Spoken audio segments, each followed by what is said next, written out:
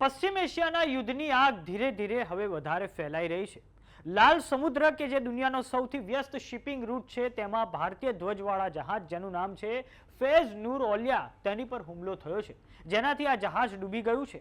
આ જહાજ પર સવાર કુલ 14 નાવિકોને બચાવી લેવામાં આવ્યા છે. તો આવો જાણીએ સમાચાર વિસ્તારથી. નમસ્કાર, જમાવટ સાથે હું છું પાર્થ.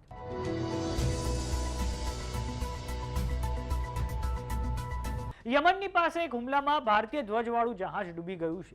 13 ભારતીયો સહિત કુલ 14 ખલાસીઓને બચાવી લેવામાં આવ્યા છે. મંગળવારે 4 ઓગસ્ટના રોજ યમનની પાસે આવેલા લાલ સાગરમાં ભારતીય ધ્વજવાળા જહાજ ફેઝ નૂર ઓલિયા પર અચાનક પ્રોજેક્ટાઇલથી હુમલો થયો હતો. જોરદાર હુમલાથી જહાજનું બેલેન્સ હલી ગયું અને ત્યારબાદ જહાજમાં પાણી ભરાઈ ગયું અને સમુદ્રમાં ડૂબી ગયું છે. ભારતીય જહાજ પર અજ્ઞાત દિશામાંથી જે હુમલો થયો તેના કારણે યમનનું કોસ્ટગાર્ડ સક્રિય થઈ ગયું હતું. યમનના કોસ્ટગાર્ડ દ્વારા 14 લોકોને રેસ્ક્યુ કરીને તેમને યમનના મોખા પોર્ટ પર લઈ જવામાં આવ્યા છે.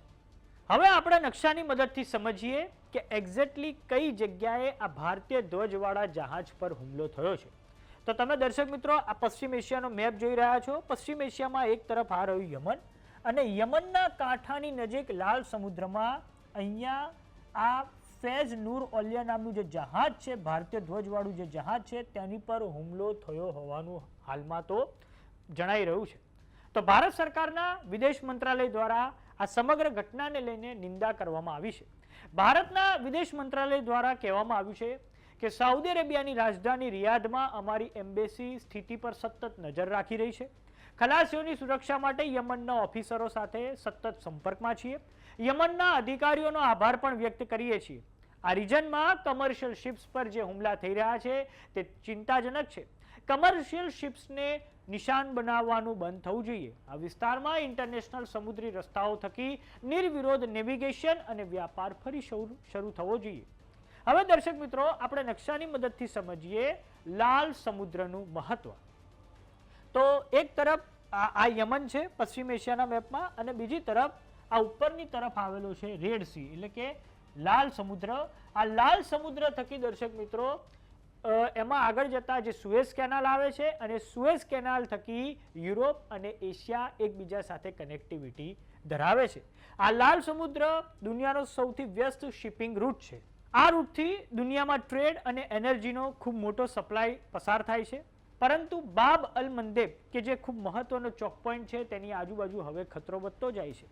ઈરાન સમર્થિત હુતી બળવાખોરો મિસાઇલો અને ડ્રોનની મદદથી જહાજોને ટાર્ગેટ કરતા રહે છે અને આ જ કારણે શિપિંગ કંપનીઓએ પોતાના જહાજોને આફ્રિકાનું ચક્કર મરાવવું પડે છે, જેનાથી જહાજોના ઇન્સ્યોરન્સ અને ટ્રાન્સપોર્ટનો ખર્ચો વધી જાય છે.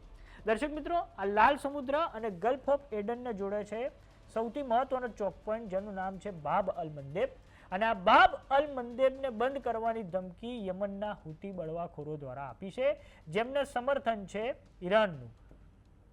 અને આ હુતી બળવાખોરોને સાઉદી અરેબિયા સાથે પણ નથી બનતું ને એ જ કારણે હુતી બળવાખોરોએ સાઉદી અરેબિયાના જે કમર્શિયલ શિપ્સ છે તેની માટે પણ લાલ સમુદ્રમાં તેમના દ્વારા નાકાબંધી જાહેર કરવામાં આવી છે. અને આ જ કારણ છે કે હુતી બળવાખોરો અવારનવાર સાઉદી અરેબિયાનું જે ઓઇલ ટેન્કર હોય, જે કમર્શિયલ શિપ્સ હોય તેની પર તેઓ મિસાઇલો અને ડ્રોન વડે એટેક કરતા રહે છે. અને આ જ કારણે આ જે સમગ્ર ક્ષેત્ર છે બાબ અલ મંદેબ એ હવે ફરી એકવાર યુદ્ધનું નવું ગ્રાઉન્ડ બની રહ્યું છે. ત્યારે જોવાનું એ રહે છે કે આવનારા સમયમાં જે તણાવ છે તે કયો નવો વળાંક લે છે. તો સમાચારોમાં અત્યારે બસ આટલું. જોતા રહો જમાવટ. જો તમે અમને યુટ્યુબ પર જોઈ રહ્યા તો સબસ્ક્રાઇબ કરો. જો તમે અમને ફેસબુક પર જોઈ રહ્યા તો ફોલો કરો. વોટ્સઅપ ચેનલને જોઈન કરવાનું ન ભૂલતા. નમસ્કાર.